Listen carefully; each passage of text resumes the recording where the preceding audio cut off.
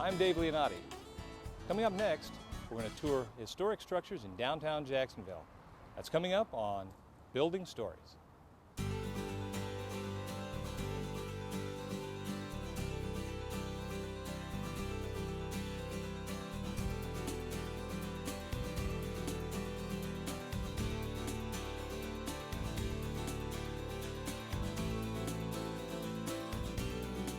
This program is brought to you in part by the Corporation for Public Broadcasting and through the support of viewers like you. Thank you. Hi, I'm Dave Leonatti, and thanks for joining us on this edition of Building Stories. We're in downtown Jacksonville, and as usual, joining me, Anthony Rubano from the Illinois Historic Preservation Agency, and we're going to look at a bunch of buildings today. Absolutely we are. I think we'll start right here on the square. The building that we're standing in front of is it's remarkable for two reasons. The upper floor is from the 1860s, 1870s, a beautiful building made of local limestone with huge windows that are fully intact. It's really a lovely upper floor that is a great representation of that kind of, third quarter of the 19th century kind of three-story commercial structure. It is very nice, and we do find buildings like that in many of the towns in central Illinois and across the Midwest. This one is particularly early, but I think what overshadows the lovely second and third floors of this building is the storefront. The storefront really steals the show here, and it's one of the most important storefronts in Jacksonville and even beyond. It's a great example of a kind of storefront that was popularized in the early 20th century. At that point, there was an introduction of a certain kind of steel structural member that allowed the storefronts to be completely free of columns in between the side walls. In the 19th century, cast iron was used not only in the side walls but also in between in order to support the immense weight of the masonry above. Right. With the introduction of steel lintels at the turn of the 20th century, the entire width of the storefront could be given over to glass. These extrusions that were patented in the early 20th century allowed large sheets of very, very heavy plate glass to be held up in the plane. Exactly. Right. So you have these two bits of technology coming together that allowed then these large storefronts to be constructed. Generally speaking, these storefronts were called arcade fronts. As we look at this, we see this arch in the very center. The idea was that if you had a whole street of these fronts with these arches, you'd have an arcade. Right. And so the name is developed from that. Now this is an extremely good example of an arcade front. We have a very, very deep recess that was allowed because of the extrusions and the metal that's holding up the upper floor. So now storefronts could be much, much deeper into the building plan. And so we then double or triple the linear foot of display windows that we get. In addition to that, we have these wonderful transoms that could now be fully decorative because they're not letting much light into the store. We have a lot more use on electricity to light the stores, a lot less a reliance on natural light. And so these transoms can be far more decorative and less practical, if one could say that. Sure. In this instance, it's a lovely leaded glass transom with purple and green accents. It's just quite spectacular. We also have a deeply recessed entry that has tile on the ground, which also is indicative of the period. So we have all of these different decorative touches combined with technological advances, and then it also has an impact on the way that retail is done now, because you have a much deeper inset, much more glass, more of an expression on the display window and the interior of the store. So it represents several different shifts in the way that stores are configured. And on the square in Jacksonville, we have a supreme example of an arcade front almost entirely intact from about 1915, immediately post-World War I, something in there. It's just a great example, and it is surviving wonderfully intact. Now, right next door to 25 South Central Park Plaza, which was that great arcaded front we were just talking about, is another wonderful storefront. It's not quite as intact, but it is significant to discuss. This is a storefront that is earlier than the one next to it, earlier than the arcaded front, maybe in the teens and probably a little earlier, maybe first decade of the 20th century to about 1914, World War I. And it's not entirely intact. We can look at it and notice that the display windows and the bulkheads are newer, mid-20th century and later, but that the entry and the transoms are original to the construction date of the front, which again is later than the building to which it's attached. But what's interesting is that we can notice this doorway, and we can notice that it's a very classical doorway. It's called an eared architrave, and there are reasons for that. But suffice it to say that it's more of a classical kind of entryway. And what's fascinating about it is not so much the storefront, although there are interesting components. It's what's beyond the storefront. Oh yeah, it's a fantastic interior. The interior is spectacular, and I think one of the best kept secrets in Jacksonville, if not beyond. Central Illinois, absolutely. Yeah, absolutely. it's a bank that was built in the early 20th century. It's a spectacular two-story space that survives remarkably intact, almost entirely intact. The only thing that's not there are the teller's counters. Right. But if you go inside, there's a new back bar. Well, it was actually a bar that was taken from another location, in a saloon-type interior and brought in here. That's not original to this location, but it is in itself a historic object. But it's the room in which this bar is located that's significant, with all of the paneling on the walls, the flooring, the tile that's there, this remarkable two-story space that has a mezzanine in the back part with its own wonderful staircase. That's where the bank officers and the business took place from the bank. And this lobby, the teller's lobby, which faces the square, is where obviously the tellers would be. Most of the consumer-oriented transactions would occur there. Right. So this was a very polished space, a very finished, formal space that really was indicative of the way that banking was done at the time. The president and the officers were in the back, upstairs, sequestered away from where the public was. The tellers were up front, and so there was very little interaction between the customers and the hierarchy of the bank. And the distance that the officers held themselves is read through the architecture. This main lobby space was intended to impress. It was supposed to look like a place that deserved your money, impress. and it does impress still. Yes, it does. Now it's been beautifully adapted into a coffee shop. So what's also great about this store, and I have to mention it, is the wonderful sign that's out front. It's a great piece of graphic design. It's fun. It's colorful. Really well done on a great bracket that hangs from the building itself. And it makes the point that you can have a wonderful new use, in this case a coffee shop, in a historic space. You can have this new use with attitude, obviously communicated through the graphics, in a very tailored, refined space. And it's that juxtaposition between the two that I find very satisfying. So to have a great business in a historic space made for some other business and function entirely, that new use, the adaptability, is a great fun thing to see when you're using this new function. Excellent. All right. Where are we going to go to next? Well, we're going to go to Bill Wade Photography.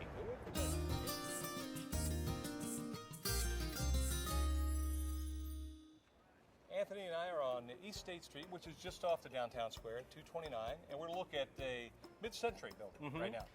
Well, it's a mid-century storefront. Oh, it's Actually, a storefront. The building is older than that, and the building is typical of the kinds of structures that were built in the early to mid-1920s, very humble, using a brick that was popular at the time that we call tapestry brick. It's a very textured surface and a textured color, a mottled color. And that was the preference, was to give this visual interest through the extruded brick and the different colors of clay that were used. It's a nice building, but really, just as with the Edward Jones building, where the storefront is the star of that structure, here the storefront is the star of this structure, in my opinion. The storefront, from talking with the owners, the same owners who put it in, dates from 1958, which one could easily guess just by looking at it. This is a beautiful example of the kinds of fronts that were very popular in the middle 1950s, actually even earlier and into the early 1960s, but they weren't constructed all that regularly in towns of the size of Jacksonville. These were expensive storefronts to install, and they were very, very progressive from a retail standpoint. So the open front, as these have come to be called, changed the relationship between customer and seller in the middle 1920s. Middle of the 20th century. And so what's remarkable about this as well is that these are very, very fragile resources. These storefronts are all out of very thin extrusions, out of plate glass, out of panels of metal that are susceptible to denting and damage, and this has survived remarkably intact. So not only was it a rarity when it was new, it's a rarity because a lot of these that were installed have been remodeled several times since their installation. So we have this jewel here in Jacksonville to appreciate several sort of spheres of significance in American retail design in the 20th century. Well, we're just a block or two west of the Central Park, and we're catty corner from the Journal-Courier in downtown Jacksonville here, and we're going to take a look at the county courthouse. The Morgan County Courthouse, yeah. It's a wonderful building, of course, in full sun right now, so we picked a good time of day to come and take a look at it. Yes, it's beautiful. This wonderful local limestone that has this yellow tint to it is just lit up in the sun. And the local limestone in this area does have a creamy tint to it. It has a slightly really more pretty. yellow. Exactly, and Really pretty. it's in contrast to the limestone that comes from Indiana, which is a far grayer, Right. a little deader in terms of its color, although it's more even and a little more dense in terms of its veining. Right. This limestone has a little bit of a sandstone-y character to it it, does. just a little bit. It does, and certainly the color reminds one more Of of sandstone, sandstone. right. And this is very similar to the stone that we saw on the Edward Jones building, where it was a yellow Right. tint as well. Similar local limestone, and it really is used to a wonderful effect in this structure because that color really livens up this building, which hardly needs enlivening. It's a terrific. building from 1868, as it tells us right on the front there, so we can't have it any more convenient than that. Stylistically, it's what's called a Second Empire style, or a French Second Empire style. It's a kind of architecture that was popularized in France during the reign of Napoleon III, and so that is how it gets its name. And it was a style that used elements of classicism, the kinds of arches and corbels and entablatures that came from classical architecture, but it was much more sculptural than other styles that were happening at the time. There was a lot more ornament packed on to a smaller surface area. The ornament itself tended to be more sculptural in the original precedent, not quite here in this building, but there would be a lot of fully formed architectural sculpture, a lot of metaphorical figures and so forth hanging off of buildings. In America and in this building in particular, what we're seeing is a lot of texture, a lot of elements packed onto the surface. So if we look at this building, we're seeing that there's a couple of different ways that the stone has been textured. We're looking at rustication, Right, as it's called. Particularly rustication on the base and the corners. Exactly. The individual stones are dressed to look like individual stones, and so that catches the light, as we're seeing. So we have a lot of great shadow lines Right. on the base. Very nice snap line. Right? Yeah, and it's more than just the joints in between the stones. Every stone has a frame around it. Right. Exactly. And has that rough on the second texture. floor, that continues with actual piers that are delineated with that Right. rusticated stone. So we're getting a lot of texture on the surface, a lot of play of light with this surface. And as we travel up the building, we're seeing fully formed medallions, as they're called, actually in a couple of different forms. So this juxtaposition of texture and sort of sculptural quality to the mass of the building is very much in line with the style. But perhaps the most obvious element are the mansard roofs that cap the composition. Mansard roofs were a very important style element in the Second Empire style. They would take the top floor of the building and actually make it look like a large and tall hipped roof. And that became, although it was at the time, it has its birth in the way that individual floors of a building were taxed at the time, and so since it looked like a roof, it didn't get taxed like a floor. But it became a stylistic element as this style grew and became more elaborate. Now, this Second Empire style didn't really have a lot of impact in France, oddly enough, but it had a tremendous influence in England and in America.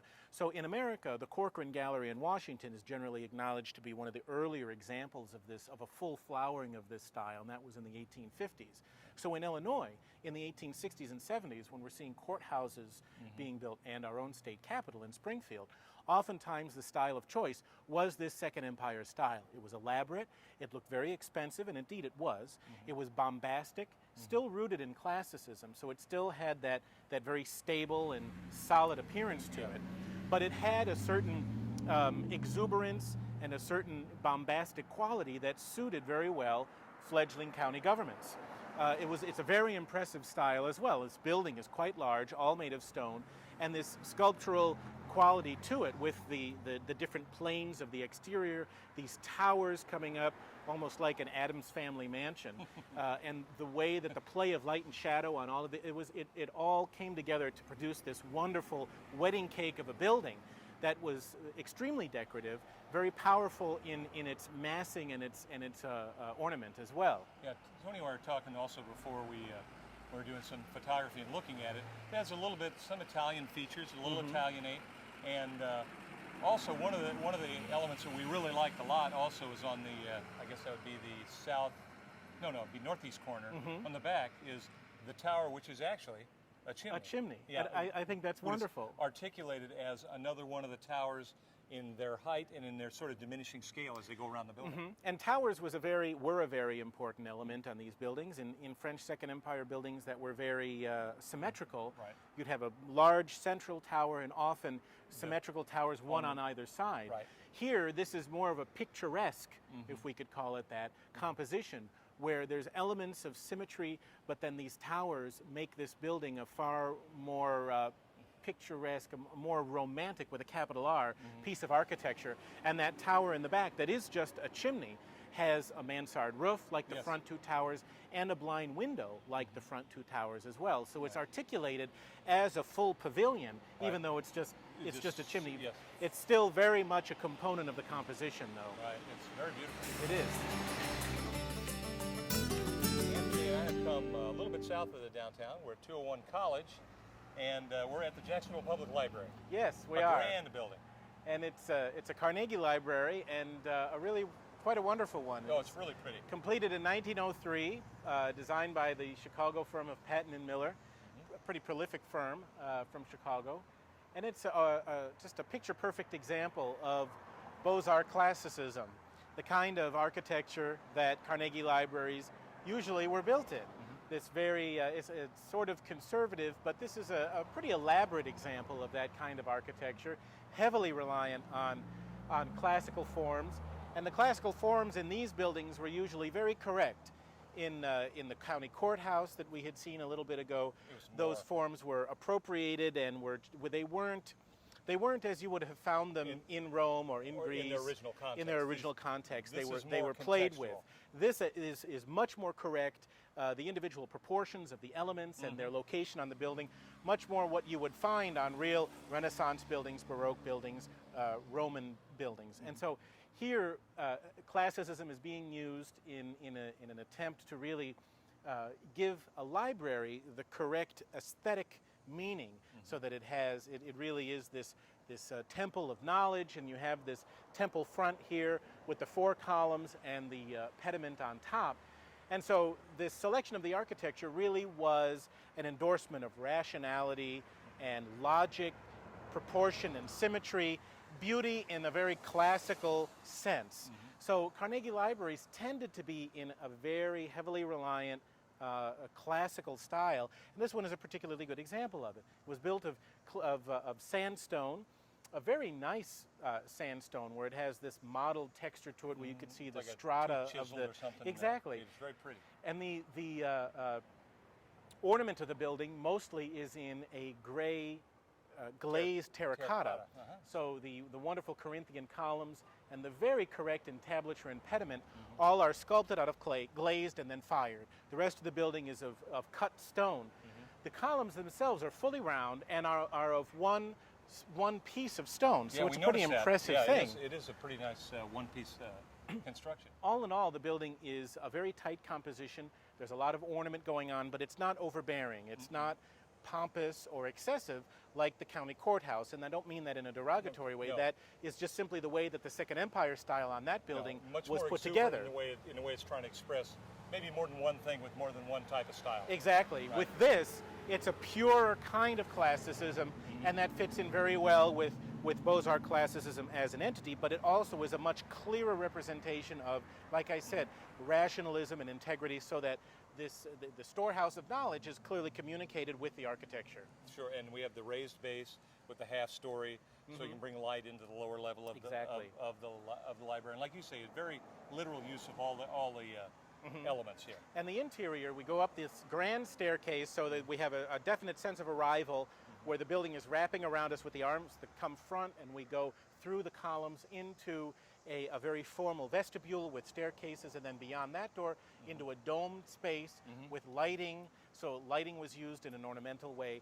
And this saucer dome, again, trying to be very inclusive, wrapping around the public that comes in, you know, giving them knowledge almost as a gift underneath this dome, this universal dome of skies. Right. It really is a wonderful expression of democracy and wisdom and where the dome is sort of the entry point for distribution in the library to the further wing south and to each of the reading rooms. Absolutely. Which, on the inside, which happen to still have their cast iron shelving system. And even though the lights, we've been told, are not the original, they're recreated to represent. They're very much in the manner of what would have been there, right? So it retains on the interiors the same scale and feel, particularly in the reading rooms where we were, where we've looked, of the original building. It really is it's a sharp composition, very tight, and a very clear communication, again, of program to the exterior.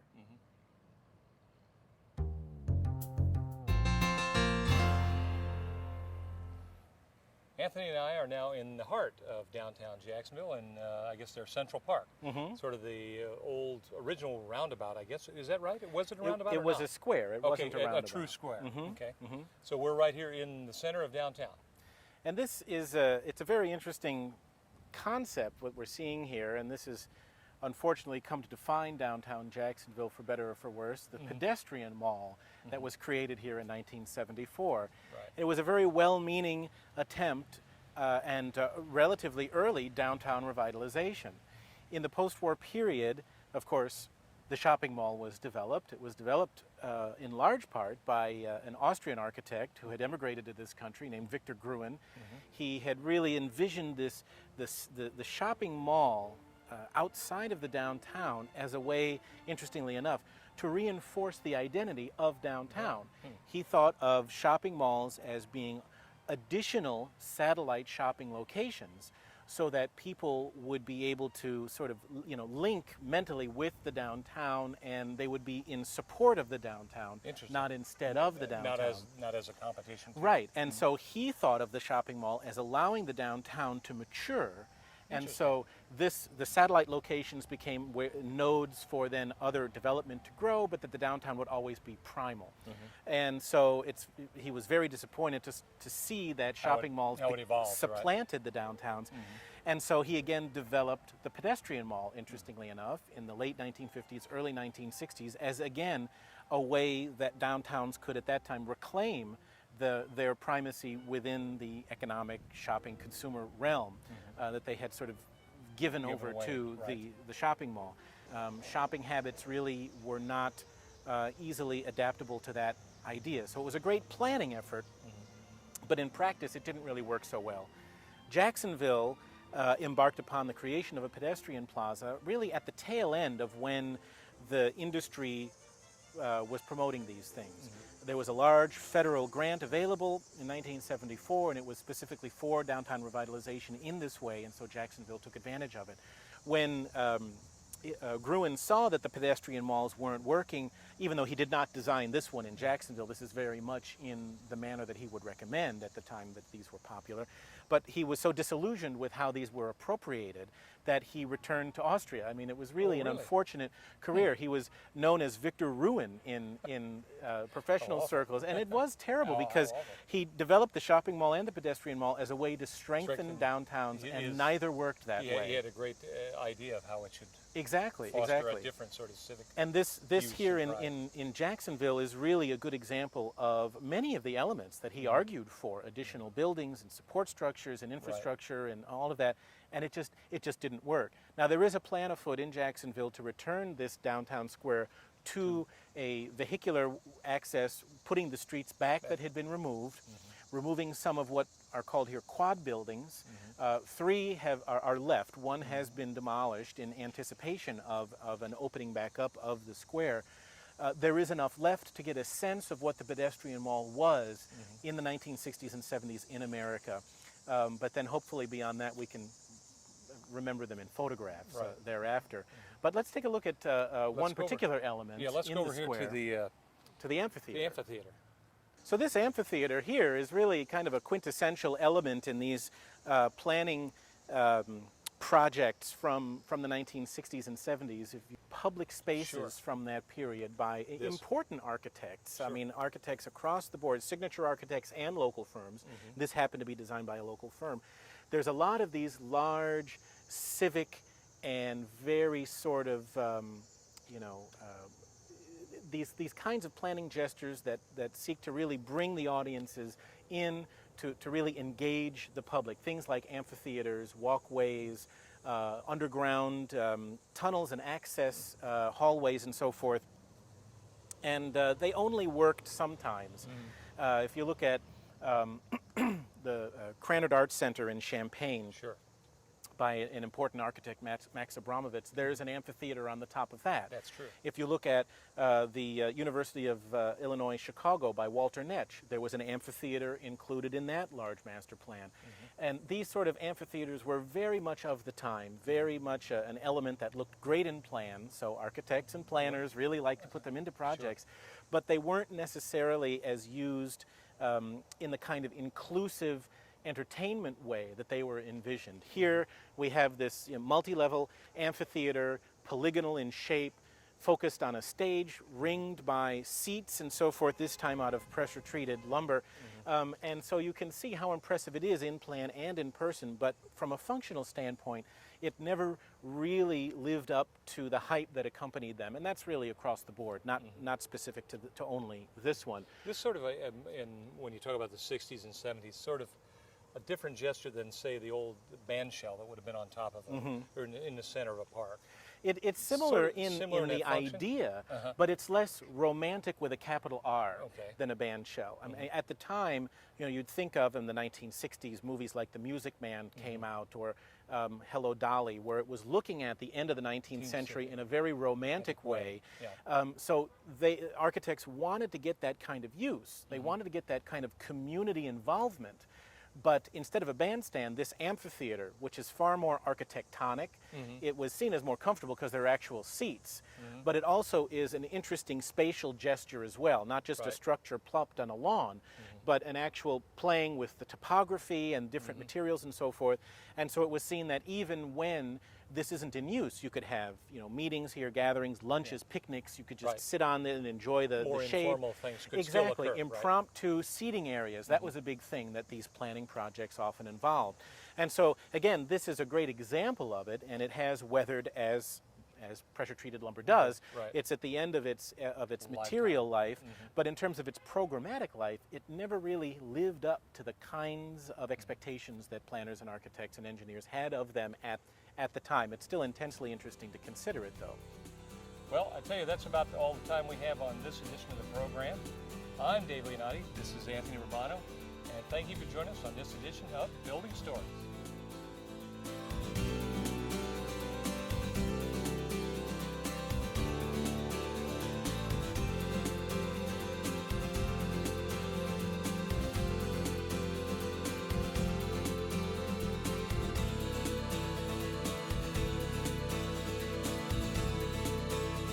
For comments or questions, email us at buildingstories@WSEC-TV. This program is brought to you in part by the Corporation for Public Broadcasting and through the support of viewers like you. Thank you. For a copy of the program you've just seen, send $19.95 for VHS or $24.95 for DVD to Network Knowledge, P.O. Box 6248, Springfield, Illinois 62708. Be sure to include the program name, subject, and the date the program aired. You may also order with your credit card by calling 800-232-3605.